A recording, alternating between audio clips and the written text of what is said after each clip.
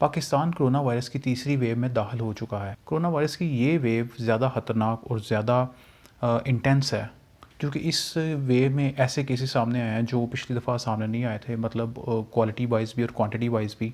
Quantity wise अगर देखा जाए तो तकरीबन पिछले 5 दिनों में 4000 प्लस केसेस रिकॉर्ड किए जा रहे हैं ऑन डेली बेसिस, जो कि एक बहुत बड़ा रिकॉर्ड है जून 2020 से लेके ऑनवर्ड। इस वेव में कोरोना वायरस का जो ब्रिटिश वेरिएंट है वो ज़्यादा इन्फ्लुएंस कर रहा है लोगों की लाइफ। बेसिकली ये वेव अभी रिसेंटली स्टार्ट हुई है, यानी कि मार्च के महीने में आप इसे कह सकते हैं, लेकिन ये वेव इंतहाई डेंजरस है और अनफॉर्चुनेटली पाकिस्तान की आवाम इसको उस तरह सीरियस नहीं ले रही जिस तरह इसको लेना चाहिए।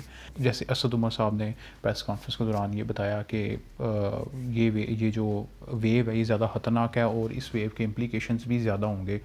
तो अब देखने की बात यह है कि क्या पाकिस्तान की आवाम इस चीज़ में मज़ीद इस चीज़ को समझती है कि नहीं। अब इस वेव के दौरान एक तो ये है कि रिकॉर्ड बने हैं, और ना सिर्फ पाकिस्तान में बल्कि खित्ते के जो दूसरे ममालिक हैं वहाँ पे भी ये वेव ज़्यादा असर अंदाज हो रही है। इंटरनेशनल इंस्टीट्यूट की रिपोर्ट के मुताबिक जो पाकिस्तान, इंडिया और इंडोनेशिया, इसके अलावा बांग्लादेश और जो दूसरे ममालिक हैं वहाँ पे जो ये नया वेरिएंट है ये पाया जा रहा है और बड़ा ख़तरनाक वेरिएंट है। इस वेरिएंट से जो काफ़ी अमवात भी हुई हैं, यानी कि पाकिस्तान में अब तक टोटल जो अमवात हैं वो 14,000 के लगभग हो चुकी हैं, और इस वेरिएंट से जो अमवात एक दफ़ा दोबारा से तकरीबन आप कह सकते हैं कि 40 टू 70 तक का रेंज तक जो अमवात डेली बेसिस पे हो रही हैं, जो कि बहुत ख़तरनाक है। और ये बिलीव किया जा रहा है कि ये अगर वेव इस तरह चलती रही तो बड़ी प्रॉब्लम बनेगी और आवाम के लिए बहुत मसला बनेगा। इस वेव के दौरान वही जो लोगों का मामूल है उसी तरह ही चल रहा है, कोई उसमें तब्दीली आप देखेंगे कि अभी भी आप मार्केट्स में जाएँ तो मास्क बहुत कम लोगों ने लगाया होता है। तो एक समाजी फासला है उसको भी इतना मद्देनज़र नहीं रखा जा रहा, जो कि बहुत डेंजरस चीज़ है। अगर ये सिंपल से स्टेप्स अपना लिए जाएँ तो मेरे ख्याल में पाकिस्तान बच सकता है। लास्ट टाइम 2020 में जो पाकिस्तान के बचने की वजह एक तो आवाम ने इस चीज़ को सीरियस लिया था किसी हद तक, बड़ी अच्छी एक मैस अवेयरनेस की कैंपेन चली। इसके अलावा डॉक्टरों ने बड़ा एहतियात करने का मशवरा दिया, बहुत सारे लोगों ने प्रेस कॉन्फ्रेंसेस की और लोगों को बताया कि इस चीज़ को सीरियस लिया जाए।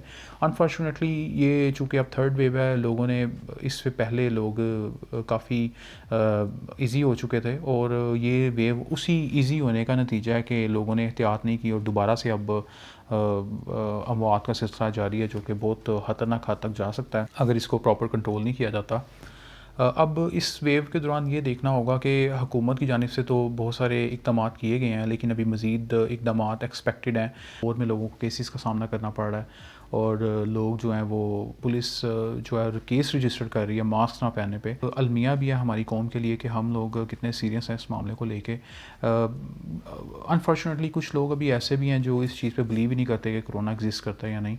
तो ये एक बहुत बड़ा अलमिया है हमारे लिए। ये एक ही तरीका है, अवाम अपनी एहतियात करे। दूसरी साइड पे जो वैक्सीन का मरहला है वो तो बहुत एक तो स्लो है, और इसके अलावा स्लो होने के साथ साथ वो मतलब अभी उस पैमाने पे वैक्सीन अवेलेबल भी नहीं है, क्योंकि WHO का जो कोवैक्स प्रोग्राम है उसके तहत पाकिस्तान को भी जो वैक्सीन हैं वो उस तरह नहीं मिली जिस तरह मिलनी चाहिए थी या जिसका एक्सपेक्टेड थी अभी तक इस सिचुएशन में, यानी कि मार्च के एंड तक। जबकि चाइना की तरफ से बहुत ज़्यादा हेल्प की जा रही है, वैक्सीन दी जा रही है, लेकिन वो मतलब बहुत कम है as compare to population of Pakistan देखा जाए। तो ऑलमोस्ट एक जैब से तो काम नहीं बनता, इसकी 2-3 डोजेज़ लेनी पड़ती हैं, उसके बाद जाके आपका इम्यूनिटी सिस्टम जो है वो स्ट्रॉन्ग होता है। चूँकि अभी तक कोई ऐसी वैक्सीन नहीं बनी जो 100% या इवन के 90% इफेक्टिव हो। हुकूमत की जानिब से जो पॉलिसीज़ अभी ली जा रही हैं, आप क्या समझते हैं कि वो कितनी इफेक्टिव हैं और आम आवाम का उसमें क्या रोल है?